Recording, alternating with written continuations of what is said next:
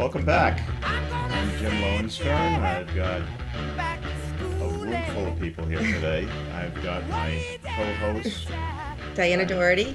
Welcome. and we have guests on the phone. We have guests in the studio. We have Mark Holt here from which company should we say you're from, Mark? MLS assistant. MLS Sure. assistant. Thanks, Jim. We've had tons of technology pour in and fail on our time here, and hopefully we got hopefully we have everything working now. We used to be the RE Ninjas. If you're looking at past shows, who knows what's going on out there. We have Andrew on the board, we have Lily on camera one, and we actually have Alexandra on camera two filming Lily on camera one. So we have Debra Dobbs. Well, this is actually Real Estate on Sunday now. Real Estate on Sunday. Welcome to Real Estate on Sunday. Yeah. I'm our sorry. number is 1-800-967-3561. So call in. Yeah. We'd love to hear from you. Yeah, we're gonna just get this phone off of hold. Okay. Debra Dobbs from Chicago is on the line with us. Debra, you there? I'm here. Hello. Okay, fantastic.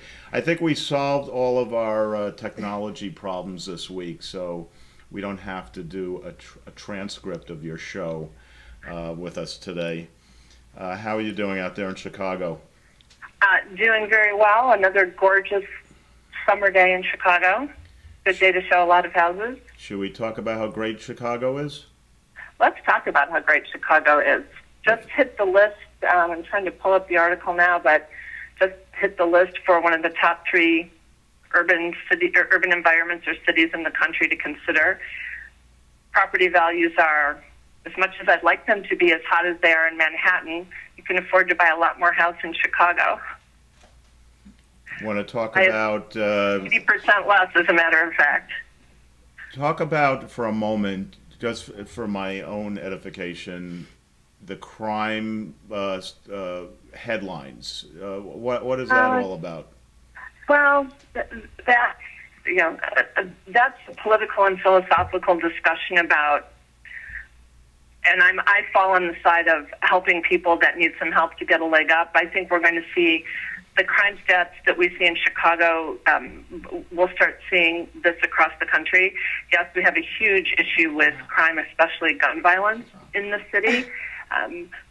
Really centered around the south side of Chicago, unfortunately, where the people that feel there's no hope left for a better life and they're resorting to crime. I'm not supporting that at all as a solution, but I am supporting, we have to figure out, for example, how do we get people in a house and how can we help them stay in their house?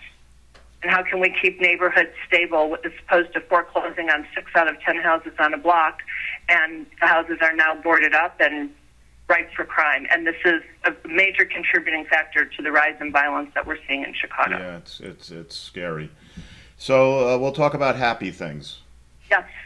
So we have on castlesmag.com, we have it's the listing $32.95 if anyone wants to pull that up. Woodgate Estate, that's your listing, correct? Yes. Is that a new listing? Nope. We've had that listing for quite a while. Beautiful estate, but one of those, for Chicago especially, and this property is actually located in St. Charles, which is north and west of the city. It's one of those listings that, it's going to take the right buyer to come in and want to live in for all intents and purposes here is in the country. That being said, it's a spectacular house that, unlike anything you'd see in our market, and probably unlike most of what you'd see across the country. So there was another listing you wanted to talk about. Maybe that's not on the site well, yet. there is a listing that I will be posting in the next few days. So in our market, this is considered a pocket listing, fully signed up, and all the legalese is set. You need the MLS delay there too? It'll be in the MLS in about 3 days or so. This is an 8,000 square foot flat in what would be a co-op building in Chicago, overlooking the lake and dead centered in Lincoln Park. 6 bedrooms, 6.5 bathrooms. Howard, architecturally significant. The type of property, one apartment per floor, and the type of property that rarely comes on the market. And the architect is Howard Van Doren Shaw, a familiar name to many people that are architecture buffs, but he just designed and had built some incredibly beautiful buildings in Chicago and the North Shore of Chicago back in the early 1900s. Price? So this is one of those flats that comes on the market, and you sort of need that special buyer, but not. This will appeal to a far broader range of buyers than the estate out in St. Charles, for example. And what's the listing price? $8.7 million. Thank you for asking. That's a very important point of information. Okay. The address of the property is 2450 North Lakeview. So how did you come up with that price? Based on a couple of previous sales in the building, the 11th floor. So again, each flat it's a single floor per flat. And once you get to about the 6th floor, you clear the trees in the park, which is directly, you walk out the front door and you are in Lincoln Park, and then the lake is just beyond. And once you're on the 6th floor, you clear the trees and you see the water. So you get up to the 9th floor, which is the listing I have, and you really see the whole expanse of the park and lake, the pond. So I based the price on previous sales in the building and the fact that someone coming in might want to do a fairly extensive renovation. This home was renovated by the owner about 18 or so years ago when her children were babies, and they're now grown up and out of college and onto jobs, and she's ready to downsize or make a lifestyle change. So do you think you're going to get a buyer from that through your MLS, from your print advertising? I don't know. Do you do print advertising? I do, but I think of print. That's a whole other interesting topic. I think of print advertising as an adjunct to my first go-to form of advertising or marketing venue, which would be broker-to-broker networking. I still think that is the number one way to market a fairly wide scope of properties. If you have a condo, a $300,000 or $400,000 or $500,000 condo in a building where there are many of those, and it's nothing that you need to draw a specific buyer toward, then print advertising, internet marketing would then be my second go-to. And the properties that are special or might require a special buyer, I'm calling agents. Deborah, can I ask you, are you on speakerphone?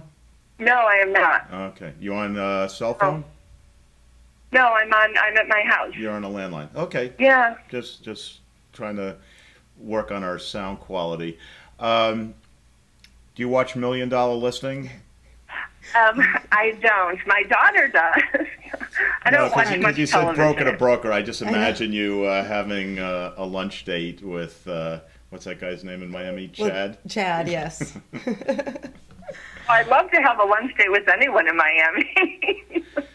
Yeah, you should watch the show. It's an interesting format, how they do things, and it's funny, fun. Yeah, it's very unrealistic. Yeah, and it's an unrealistic reality show. Yeah, it's totally staged there you reality. Go figure, right? Yeah. So I'm old-fashioned enough to think that, and I'm really not old-fashioned at all. I of course think I'm quite with it, but I still think that pick up the phone and call an agent. Hey, and this is why it's so important to maintain cordial, professional, wonderful relationships with our peers.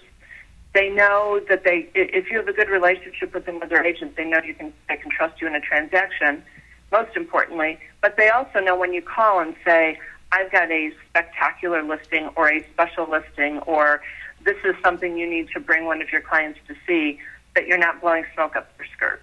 Let's talk about Zillow and Trulia. I actually brought Mark in today. He's sort of my go-to guy for all the answers with Marketing genius. IDX and MLS and all that.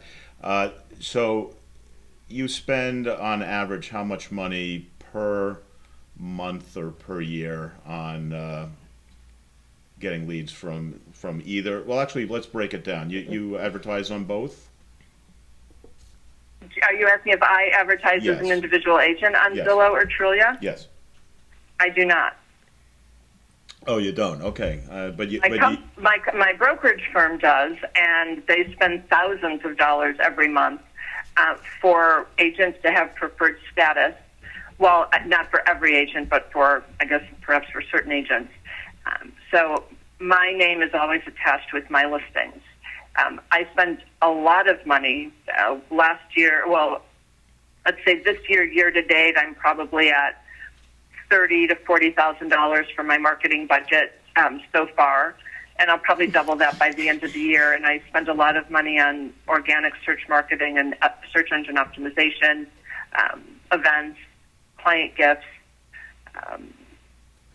Okay, so the whole merger between Trulia and Zillow, it's a non-event for you. I'm gathering. No, not at all, actually. And I've been reading up on it every day this week and in the past. I think it's an interesting merger. It doesn't surprise me that there's discussion of this merger. And I consider advertising on Zillow and Trulia, and it's one of those things that every quarter I sit with my team and we talk about whether or not we want to throw some money there. And we've looked at spending $2,000, $3,000, $4,000 a month, and as of now, I feel that those resources are better deployed elsewhere. I think Zillow and Trulia offer a unique marketing venue depending on how an agent wants to get their business. And I can name a couple of agents that I respect a great deal and love doing deals with, and I think they made their mark advertising with a lot of money spent on both Zillow and Trulia, and are now considered top agents in the Chicago market. So they made a choice to deploy resources and generate leads. I don't have the bandwidth, nor do I want to go in that direction where I have 3 or 4 or 5 agents that do nothing but chase down leads. I'm not saying that's a negative or poor way to conduct or grow one's business. I just have a different business model. Well, that's not to say I won't put some money. Yeah, let me interrupt for a moment. So you have this $8.7 million listing. It's going to go, I presume, into your multiple listing system, Yeah. Correct? Now it gets disseminated and syndicated, and it's out there on, tens of thousands of websites. But drilling back into Trulia and Zillow, now you've got an agent that got a listing on Monday, and because they have enough money to pay for the service, they are now sort of almost claiming your listing on the internet.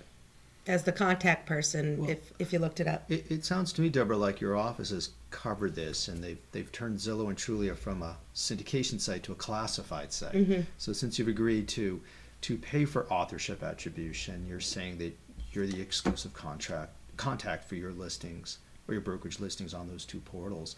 What I'm really curious to find out, Jim, when you do share this information through the MLS, and it goes to probably more like 30,000 websites through Chicago. Yeah. Someone heard on this radio show where they heard about the address, and they go to Google or another Yahoo or popular some kind of search engine, yeah. and they type that address in. And I refer to this as a listing optimization strategy. Do you have a strategy to address how you'll come up number one if someone's specifically looking for that listing on the search engines? Yes, and it may or may not be the ideal way of getting myself out there at the moment, but we're constantly tweaking. So, for example, I have a listing at 1828 North Cleveland. If you were to go to Google and type in 1828 Cleveland, I definitely come up on page 1, and I'm typing it in now. So 1828 North Cleveland comes up. The first listing comes through Redfin, then Zillow, then Estately, then my website, debradobbs.com. So I have to thank my SEO and website people profusely for making sure that at least on this listing I'm on page 1, number 4, not in bad company. But I do that through SEO and organic, specifically organic search marketing. Whether or not this is going to continue to be the most effective search engine format for me, I don't know. And we'll regularly look and investigate and look at what our best options are. I'm trying to create relationships with clients, with new clients, with other agents by marketing my skill set and the value add or the differentiating factors that I bring to the table as much as I am my specific properties. I think that buyers may go to the internet to look or to begin a search, and the data is huge the numbers are huge on whatever it's now 89 or 93% of consumers begin their search on the internet. And I think they do that for informational purposes, and there's no way I could ever claim to be the gatekeeper of the information the way we handled it 20 and 30 years ago. Mm-hmm. I like that consumers can get educated before they come to me. I get a lot of business through referrals and through leads that come through all sorts of websites. So they've investigated on the internet, and then they find a human that they want to work with. Well, I've heard that while these two sites, and there's probably other sites, you mentioned the Stately too, and I know they have some kind of program and system in place to encourage buyers to go through that site. That Trulia and Zillow in the future might be looking to go after the sellers as well. And the question I have, I'm going to ask Diana, do you think that the real estate brokers in the future are going to be cut out of the business? Well, that's interesting. Or is it going to change? Well, Zillow is actually affiliated with Expedia.com, which is a trip where you go on to do your trips, and they started Trulia and Expedia, the same company. Is that true, Mark? Because that's what I read about it. I don't even see it mentioned. Or they had the same type of owner or person who started Expedia started Zillow. Well, to get to your point, the Mass Association of Realtors published a survey statistic, and the numbers were way up from 6-7 years ago. I believe 92% of the people who were involved in a real estate transaction were working with a broker and agent or brokerage, which was up from 10 years ago. So the trend is actually going towards more assisted buying and selling than against it. So I don't really see any big changes in the internet media space. There's obviously juggling for first or second or third place like Debra's going through, but I'm not seeing anything fundamentally changing to the way that people are buying and selling homes in the United States today. Mark, I would add to that I think the more information that is put out for consumers to sift through drives them to finding a trusted professional to work funnel it. It's like buying a car, buying a diamond, pick anything that one would consider a fairly major investment. Knowledge is power, but a smart or an astute consumer will recognize that knowledge without any context wrapped around it is dangerous. And one shouldn't believe everything that they read in the newspaper, in a magazine, or on the internet. So but the consumer, I believe, also feels more comfortable with a little bit of knowledge so that they can have an intelligent conversation with their trusted professional. And Mark, the data point, I've read the same data. We're always looking at these sorts of statistics. And far greater percentage of consumers are using an agent now than even 3, 4, 5 years ago. And if one believes that the more information, the stronger that Zillow and Trulia get, they can take the place of the agent. The data flies in the face of that happening.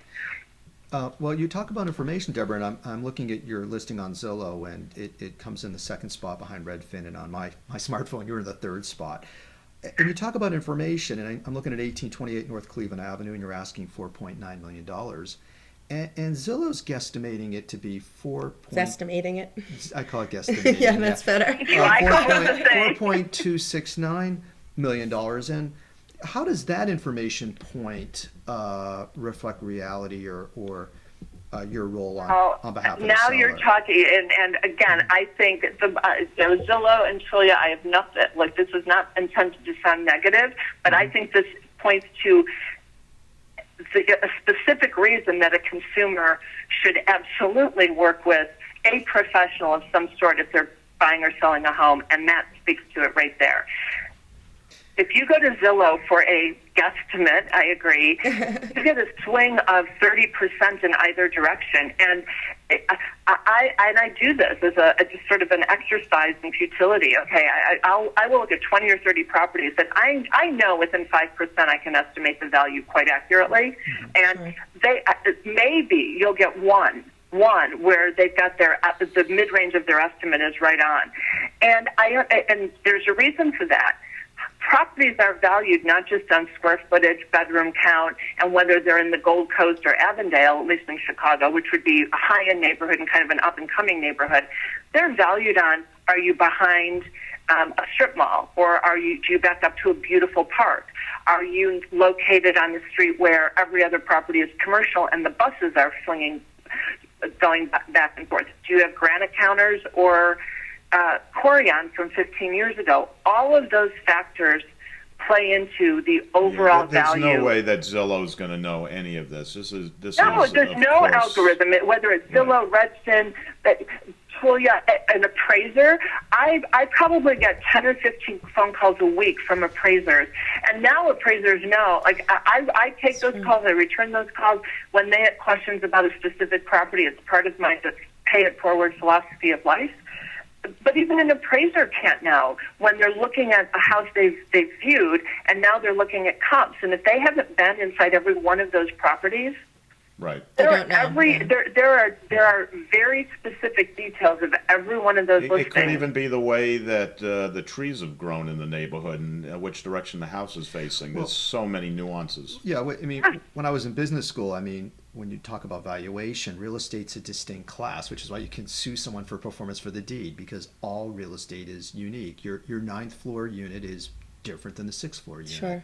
So when you don't have identical assets to compare, you cannot take a computer. The computer actually doesn't understand the property that they're sponsoring. And also, if you look at the information that Zillow does collect, I used this handily a few years ago when I was marketing a family property, and Zillow's data gatherers put in the wrong attribution for the acquisition price on a property.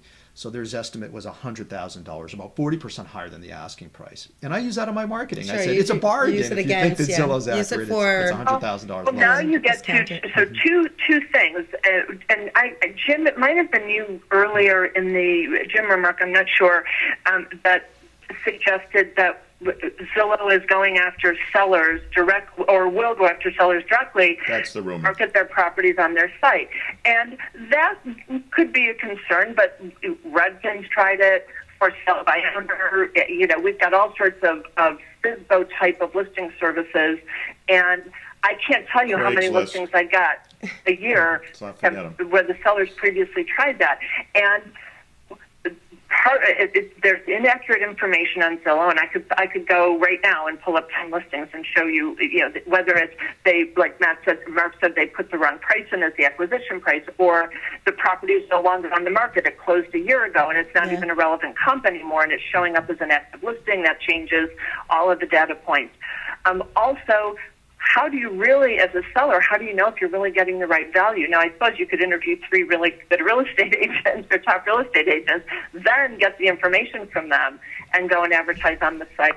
I actually use that guesstimate when I am being interviewed by a client that wants to know what value add I bring to the table, and I always respond with 3 to 4 items. But the first is that I'm an agent of integrity, so you're working with someone that you can trust and will get the job done. And 2, this probably should be 4th, but I'm a lot of fun to work with. 3, if you are looking at a range, if you go to Zillow to try and price your property and it says it's worth between $500,000 and $750,000, as a seller, how do you know if the agent coming in to price your property is on point? And would you not be concerned to see that there's a $250,000 price swing for the value of your property? And how will you interpret the data that was used to price the property, and their eyes glaze over. It's a valid point. We're not talking about What's a number 4, 5% Deborah? swing in value or even a 10%. It's a 30-minute show. Come on. What's number 4? Yeah, the You know, said, I no, only wait, gave no, you Mark, 30 there's minutes, 4 so, things. I want the 4th thing. 4 things: pricing, negotiating. Negotiating. Okay. Okay. Yep. And then well, let's go back to 2. Why are you fun? Well, my client gift baskets are known. I've got agents that ask me if I'll put together their client gift baskets. I make my own limoncello from scratch with lemons that I grow. Not all. I have to buy some. I make homemade Limoncello, jardinera. that's alcohol, That's isn't delicious. Yeah, it's Italian lemon vodka. I've gotten drunk on I that grow stuff. basil and cilantro and tomatoes Wait a and minute, figs you're and running a- grapes. All of this, by the way, on the Distillery document in garage, Chicago. the city of Chicago. And Deborah has an advantage too. A survey came out of professionals, and I was pleasantly surprised to read that the happiest professionals in their work are real estate agents. No. Yes, That's That's on why a closing day. That's why. professionals, that was lawyers, good. doctors, everybody around the Yeah, that was on engineers, Realtor.com. and the happiest, It was happiest. the NAR came up with that survey, well, right? Well, I They're can tell you, mostly I've been smiles. That's an why I had agent a for 30 dentist years, and working. I've got some very difficult clients, and I'm the mother of a teenage girl. So right there, a lot of factors that could drive me to drink, and I'm a very happy camper. So Deborah, let me ask you. A lot of these statistics run around that Trulia, Zillow are taking over the world. Now, you work with a lot of people that trust you and look for your advice, both as buyers and sellers. Are they spending their time searching and looking at homes on your website, your MLS's website, or are they over on Zillow or Trulia or Realtor.com? They are on all of those sites. Mm-hmm. Which I don't understand, because really there's not that much time in the day. Right. And it's just too much. But I have clients that I've got a client right now that looks on my website on Trulia. She doesn't use Zillow. She uses Trulia. She's registered on the at Properties site, which is the company I work for. She loves my website, so she uses my website. But she loves the format for finding properties on Trulia. Mm-hmm. And then she sends me addresses. She logged in. She registered as a user under my name on the At Properties site a month ago. I had no idea who she was, but I sent a lovely note saying, I noticed that you registered on my site. Let me know if there's anything I can do to help. I tend to be very low key, so I wasn't, trying the hardcore push. And she responded, just looking for some properties, and we would go back and forth, and finally she reached out to me and said, my husband and I would like to start looking at houses. And when I asked her how she got to my site and then what compelled her to call me, she said, when I was looking online, I saw your website and I liked your website and you looked friendly and accessible. Mm-hmm. And she said, and then I went to the At Properties site and I liked that website. So I registered and they asked if I had an agent, so I put your name. And then she said, I had a lot of agents from other sites reach out to me, and she said, your messages were just enough to let me know that you were aware that I was online looking at properties, but I never felt like you were pushing me into a decision. So you were following what she was looking at, probably. Yeah, right? I mean, I got an alert every single time she logged in, and one night, and they were always she was always noodling around online between 10 and midnight. And I'm a night owl. That's when I do a lot of reading, and the alerts would pop up while I was at my desk, and I would just say, one of my messages was, from one fellow night owl to another, let me know if you need any assistance as you're, looking through listings. That was it. And that's when she was on your website, not on Zillow. No, that was when she was on the At Properties website, because she had registered as a user with me listed as her agent. Oh, on the office website. Yes. Okay. Yeah. Okay, we're gonna just break for the 30-second commercial. Which one? Castles Unlimited.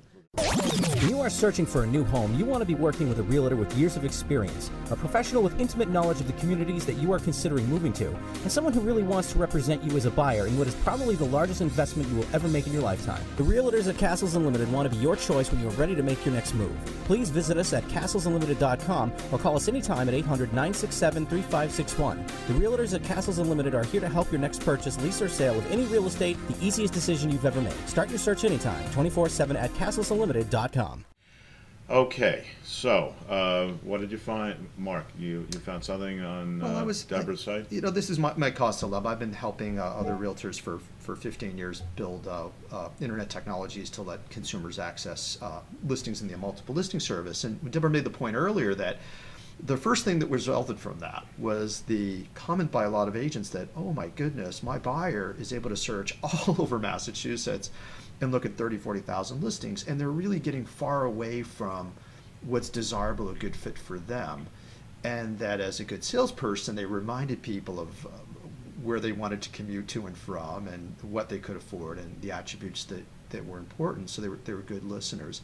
I had a very wily, experienced agent sitting the other day said, a lot of the times, Mark, people aren't searching for a home. They're searching for a salesperson. I agree. Yeah. So. I agree. They may not know it, but Yeah. I think we should have had applause. So I always laugh about thinking of the early days in real estate where you would have this pretty much of a hustling woman who was get in the car, we're going to go here, we're going to look at these 5 properties. She had the books, Yeah, and we they had really we had gave the you a lot of information. directional. Yeah. And I never heard a lot of complaints from people about really getting them to get to a decision and not that. Then there's people that I know that they look for the perfect girlfriend and the perfect home, and they never find one 12 or 15 years later, and all this opportunity is lost. So there's a lot to be said for a good salesperson in the process, because as more and more information flows in, and whether these are real opportunities they discover on the web or they're just some pre-foreclosure information that's out there getting them worked up, a qualified salesperson gets them through what's really the biggest. Not only is it a huge financial decision, it's a big lifestyle decision. Absolutely, yeah. I can't think of a more higher ego purchase than where you're going to live. Sure.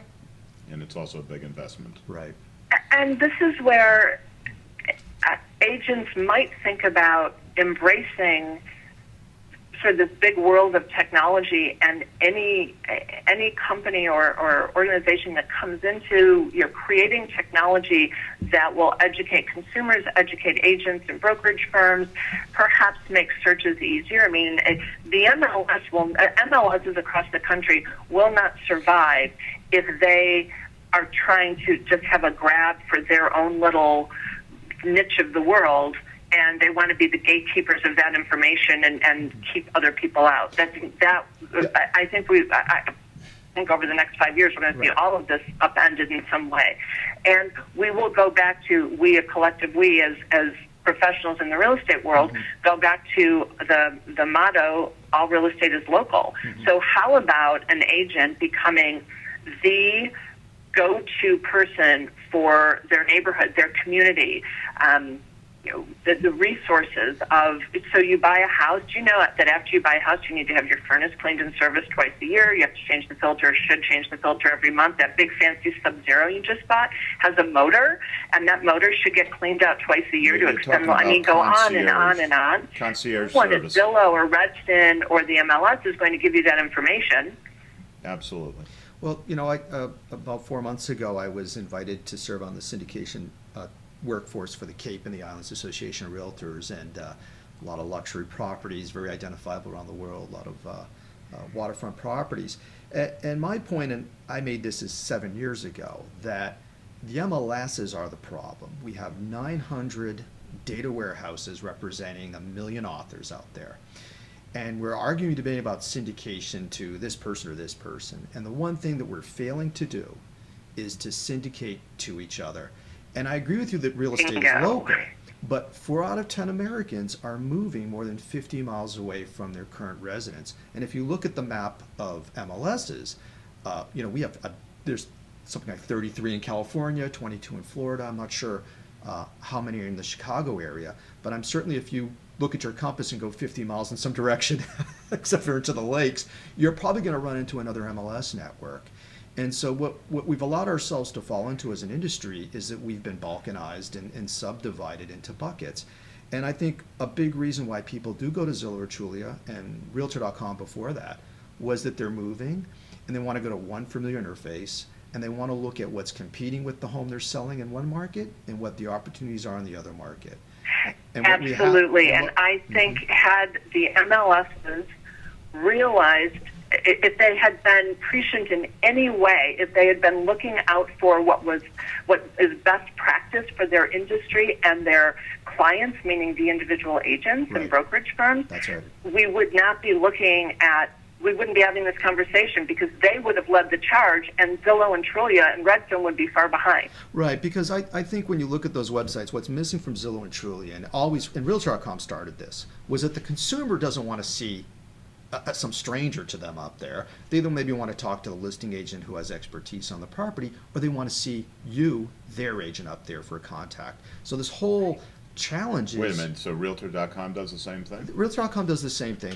They started this whole what they don't do is they if you don't pay them for the enhancement of the featured listing, they have a form there and says we'll route you as a lead to a real estate professional. So they're disguising, which I think is even worse practice. They're disguising from the consumer who they're going to be routed to as a lead. Without reviews. Right, consumers don't want to be a lead. They want to actually pick and choose who it is that they want to collaborate with, and they'd like some disclosure on that. So I think that the industry's own nominal national website started these bad practices. But getting back to it, as a software web designer, we are spending $500 million as realtors across 900 MLSs in the country.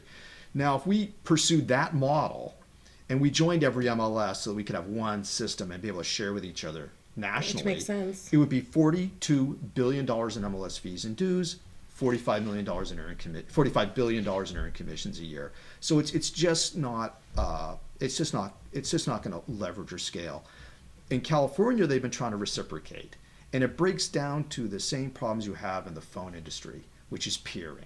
Because if two MLSs get together and they share equally the data marts, and one MLS has a better software at a lower price, everyone's going to go to that platform.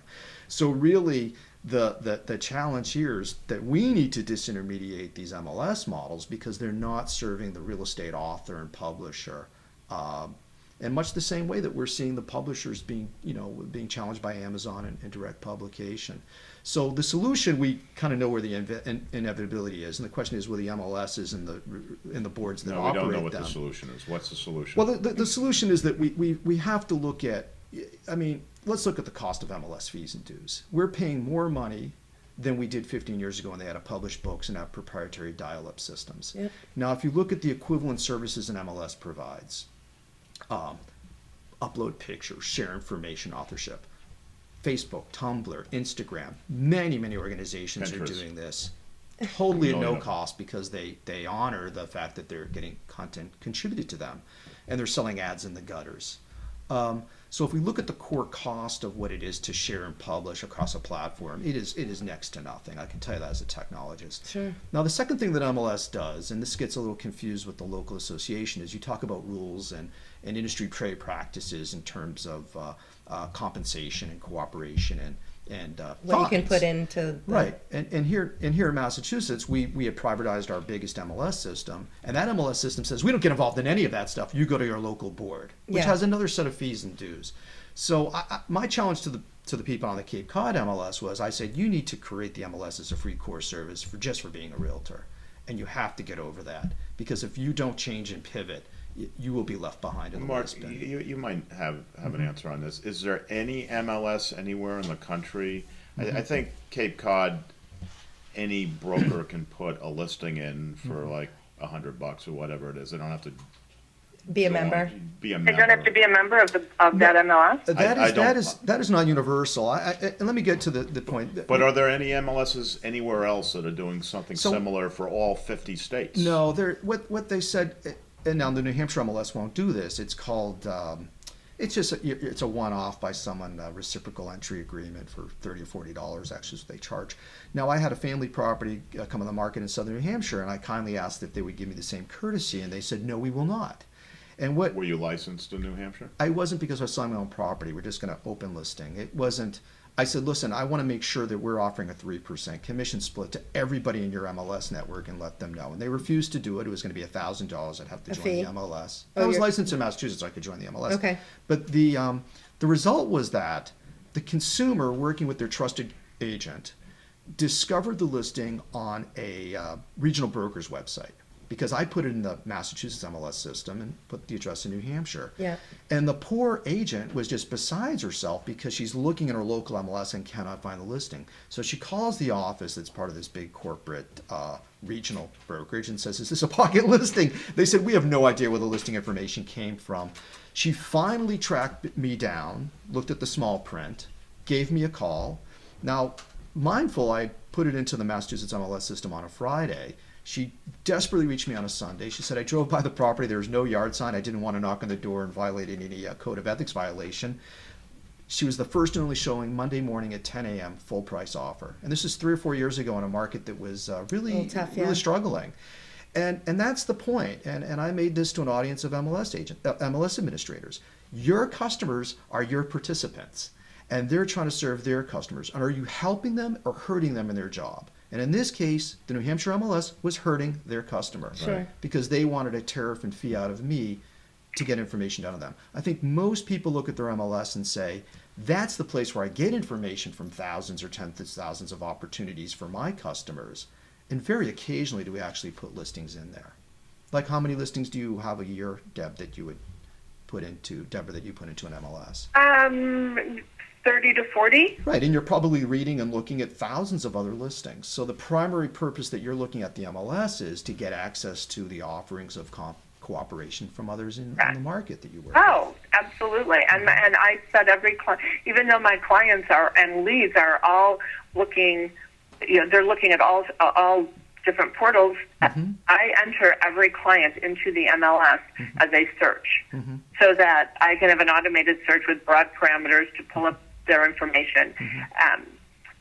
The MLS, in addition, I agree with everything that you just said, and I think that I see the MLS as the people running the MLS, whoever they are, at least so let's talk about my local MLS. Sure. I see them serving themselves first. I see them doing whatever possible to keep their jobs, and not necessarily serving. They forget that we are their client. Mm-hmm. They should, just like I wake up every morning, what can I do to best serve my client today? They should wake up every day, what can we do to best serve our client, who is first and foremost the brokerage firm slash agent, and then by extension, the sellers. Well, I don't think that happens. Right, and One more comment, then Sure. we're going to wrap it up. Yeah, We're way over time And today. we're seeing the brokerage community respond to this because now there's a big movement afoot that says, listen, I'm a broker and I'm in 12 multiple listing services. I want to warehouse my information with my website designer and developer where I have it, and I want to push it to you. I want to syndicate to you as an MLS system. But I think if we just looked beyond, IDX, which is sharing listings of each other on websites, and we look beyond, but it has to be within my MLS participants, that if we just go out there and say, hey, we'll be happy to advertise all of our listings in Massachusetts on your website and vice versa, this is just creates the content that we need from each other so that people don't get turned away with 0 results for Chicago and are forced to go to these national portals. Like castlesmag.com. Exactly. Yes. So exactly. So, and so what you're doing with the Castles Mag is you're saying to people, listen, if you have a Now we have more time. now, We're on to something. right. So if you look at what Jim's trying to do with the Castles Mag, he's saying, look, we're trying to serve luxury markets. We can debate what that price should be in different communities, but he's basically saying, I will let you come here and share and publish and reproduce this information very broadly. And it's very much like an MLS facility, which is you can upload pictures, share information, share offers of compensation opportunity. Listen, we had MLS systems for 130 years before we had technology. I mean, this was started in 1885. And I asked some of the people who were around in the 1960s, how'd you do this before the computer was invented for the space shot? And he said it was simple. We got together in a room, we stood up, and I described in my own words what it was that I had to offer. And there were And community people took notes. and yes, and people had community expectations, so they would know that in their market maybe they need to know about the septic system. And there were community standards expectations what they would be sharing minimally with information and expansively. But we basically distributed index cards that went 20 copies and they went into a little binder. Mm-hmm. So one of the problems I've seen as a technologist with MLSs is, we need to know Title V issues in Cape Cod, or we need to know issues with wetlands in Chicago. So you have to let it go and say, listen, we aren't going to have 15 to 1,600 mandatory columns that you need to fill in. Down Sure. in Colorado Springs, people want to know what the altitude is because a piece of land at the top of Pikes Peak, literally, you're going to have trouble breathing up there. Yeah. So there is colloquialism and localism, the descriptions and the government regulation and oversight over real estate listings, but people know what it is that they need to put in there. And you have to look at what you're doing from a publication standpoint and make it flexible. So so the future is going to be coming to us pretty soon. And I think like's happened with, Loki Realty and other people were lions at the gate with getting MLS listings up online for people. At the end of the day, it's like this, and someone pointed this out, that you and I as real estate brokers can survive without Zillow or Trulia or Realtor.com. Yeah. But they The good cannot ones survive. can. But they cannot survive without our content and data. And they get most of their That's right. financing through realtors And they as get well. all their customers from us. So, Yeah. so it's it's just, but they're showing us good things from innovation, and they're pushing us towards better customer service. Sure. And so I think that'll be the inevitable result. That this I'm this high gonna tide make is the gonna flow point back. before we end that the whole Trulia and Zillow merger for the lesser agents, this is the 20/80 or the 80/20 rule. Those agents that depend on those leads are going to be affected. Their Yeah. fees are probably going to go up some. Who knows if the service is going to be just as good or it's going to be not as good. If there's only one system, basically a monopoly, they may not have to try as hard for the higher fees. The top agents will always do well. They aren't out there paying these fees for the leads. They've got enough They have business word of coming mouth, in, referrals. and they're also building their own websites and putting their own money into their own marketing, search engine optimization to get their own leads. I think, like, what do they say? 60,000 agents are on the premier platform for Zillow, so that's 6% of the total audience. And I also yeah. read these numbers. Their total valuation of their profits is only like 400 million. Compare it against Facebook is like 4 million and Google's yeah. like 4 billion. Billion. Yeah. And Google's like 8 billion. Right. Yeah. Zillow and Trulia, other than the fact that there was a price run up in the stock, Right. no one cares. I think Realtor.com removes the revenues are comparable and 1/5 the value. Deborah, I'm very interested because you had mentioned One more minute. We're gonna. but Deborah Wrap had it up. said break. Deborah talked about 30 to maybe going to $60,000 in our marketing budget, and I think the top price point you can really do on Zillow and Trulia is about $50 a month. That minimally to give attribution and showcase to your listings.